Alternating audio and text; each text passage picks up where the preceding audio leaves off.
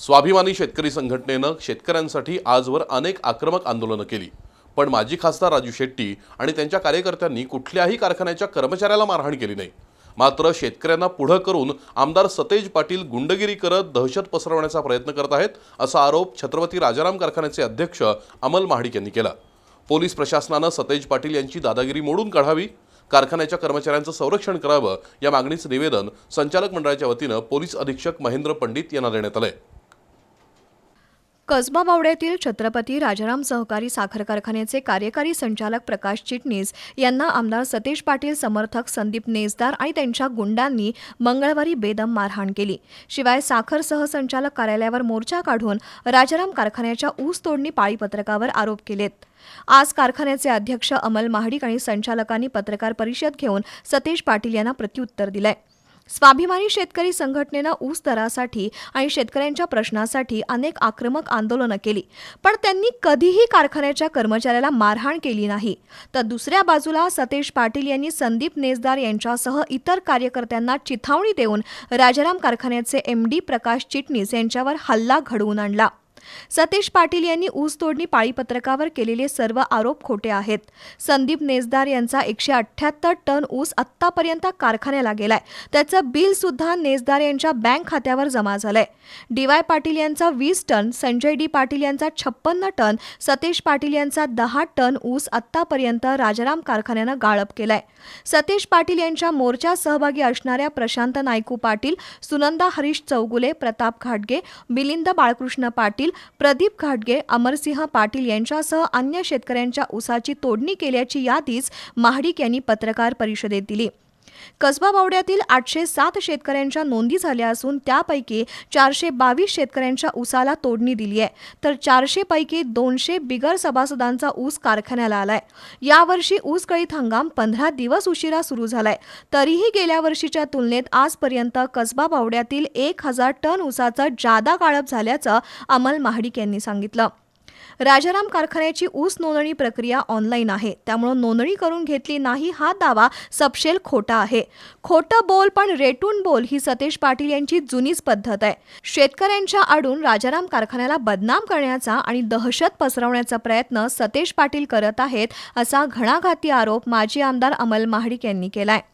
अतिरेकच झाला जे आमचे विरोधक आहेत बंटी पाटील यांनी काल मोर्चा काढला आणि मोर्चा काढत असताना लोकांची दिशाभूल करण्याचा आणि राजाराम कारखान्याचा बदनामी करण्याचा आणि त्याचबरोबर शेतकऱ्यांच्या आडाने खोटे आरोप करण्याचा असा त्यांनी प्रयत्न जो केलेला आहे तो अत्यंत चुकीचा आहे। ज्या बंटी पाटलांनी जे आंदोलन केलं, या बंटी पाटलांचा ऊस हा राजाराम कारखाना गेले 30 वर्ष झालं कारखाना आणतोय, गेल्या 5 वर्षात आणलाय आणि याही वर्षी आदरणीय DY दादा यांच्या नावाने 20 टन ऊस आणलाय, संजय पाटील साहेबांच्या नावाने 56 टन आणलाय, स्वतः बंटी पाटलांच्या नावाने 10 टन ऊस आणलेला आहे। त्यामुळे बंटी पाटलांना स्वतःला माहीत नाही की आपल्या शेतातला ऊस राजाराम कारखान्याला गेला आहे। शेतकऱ्याच्या नावावरती आडानं गुंडगिरी करणं आणि शेतकऱ्यांना बदनाम करणे बंटी पाटलांनी थांबवावं असं मला या ठिकाणी सांगायचं आहे। पण काय म्हणतोय, लबाड लांडगं ढोंग करते आणि ऊस न नेलेलं सोंग करते, ती यादी मी तुमच्या समोर दिलेली आहे। त्या पद्धतीने ही तुम्ही त्यांना दाखवावी की तुम्ही आता हे ढोंग आणि सोंग करण्याचं बंटी पाटील बंद करा। राजाराम कारखान्याच्या निवडणुकीतील पराभव सतेज पाटील यांना पचवता आलेला नाही, त्यामुळे बिथरलेल्या आमदार सतेज पाटील यांनी राजाराम कारखान्यावर मोर्चा काढून दगडफेक केली होती। सतेज पाटील यांच्याकडून वेळोवेळी शेतकऱ्यांची दिशाभूल केली जाते। प्रत्येक वेळी सतेज पाटील आणि त्यांच्या कार्यकर्त्यांची गुंडागर्दी सुरू असते। सतेज पाटील यांच्या गुंडांनी अनेक ठिकाणी मारामाऱ्या केल्याच्या घटना घडल्या आहेत। स्वतः गुंडागर्दी करायची आणि बोट मात्र महाडिक परिवाराकडे दाखवायचं ही सतेज पाटील यांची जुनीच खोड असून गुंडागर्दी कोण करतंय हे कोल्हापूरची जनता ओळखून आहे, असा टोला अमल महाडिक यांनी लगावला।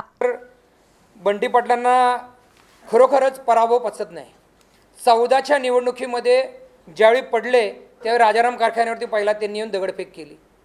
ते विसरून गेले की ही सहकारी संस्था आहे आणि महाडिक साहेबांनी आणि महाडिक साहेबांबरोबर तुम्ही या सहकार संस्थेचं नेतृत्व केलं, पण याच्या काचा फोडल्या, येऊन दगडफेक केली, त्यावेळी सुद्धा आम्ही संयमानं घेतलं।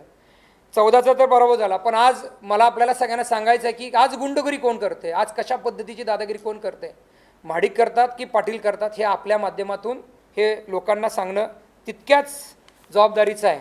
आणि तसं बघायला गेलं तर ह्याच्या खरं पाठीमागं बघायला गेलं तर जो हल्ला केला आहे त्यात स्वतः बंटी पाटील सामील असल्याशिवाय हा असा हल्ला धाडस हे नेसदार असतील किंवा बावड्यातले जे सभासद नाहीत, जे गुंड प्रवृत्तीची माणसं आहेत, ह्या लोकांनी या कारखान्याच्या कर्मचाऱ्यांवरती करण्याचा प्रयत्न या ठिकाणी केलेला आहे. सतेज पाटील यांच्या चिथावणीमुळे संदीप नेसदार आणि इतर गुंडांनी चिटणीस यांच्यावर हल्ला केल्याचा आरोप अमल महाडिक यांनी केला. कसबा बावड्यातील शेतकऱ्यांचं राजाराम कारखान्यावर प्रेम आहे. गेल्या अनेक वर्षापासून इथले शेतकरी राजाराम कारखान्याला ऊस पाठवतात. ऊस तोडणी पाळी पत्रकानुसार दिली जाते. गेल्या 30 वर्षात राजाराम कारखान्यानं कुठल्याही शेतकऱ्यावर अन्याय केलेला नाही. पुढील काळातही राजाराम कारखान्याच्या सभासद आणि शेतकऱ्यांना न्याय देण्याची भूमिका कायम राहील असं अमल महाडिक यांनी नमूद केलं. तर मला उलटं विचारायचं की बंटी पाटील, ज्या पद्धतीनं तुम्ही सहकारचं खाजगीकरण केला तसे तुम्ही जे विद्वान आहात ते विद्वानगिरी आम्हाला थोडी आम्ही वेळ मागितली तुमच्याकडे. गेल्या वर्षात आम्ही तुमच्याकडे वेळ मागतोय की डी वाय पाटील कारखाना हा तुम्ही सहकार दाखवायला आहे पण खाजगी कसा केला आहे हे थोडंसं दाखवा. ते जाहीर सांगू शकत नाहीत. अजूनही मी विचारतोय की कारखान्याच्या इलेक्शनच्या दरम्यान मी त्यांना 6 प्रश्न विचारलेत, त्याचं एकही उत्तर बंटी पाटील देऊ शकलेलं नाहीत. त्यांच्यात हिंमत नाही, ते सत्य बोलू शकत नाहीत. आज जे आहे ते सत्य आम्ही तुमच्यासमोर मांडलेलं आहे. विरोधक जरी असेल त्याचा ऊस आणलेला आहे. हा शेतकऱ्यांचा कारखाना आहे. सभासद आणि शेतकी करणारा शेतकरी त्या सगळ्यांचा हा राजाराम कारखाना आहे. इथून पुढे सुद्धा ह्याच्या पाठीमागे सुद्धा येणाऱ्या काळात सुद्धा शेतकऱ्यांना न्याय द्यायची भूमिका आमची सर्व संचालक आदरणीय महाडिक साहेब यांच्या माध्यमातून आम्ही सगळे काम करणार आहोत. आमदार सतेज पाटील यांच्या गुंडांच्या दहशतीमुळे कारखाना कर्मचाऱ्यांमध्ये असुरक्षिततेचं वातावरण निर्माण झालंय.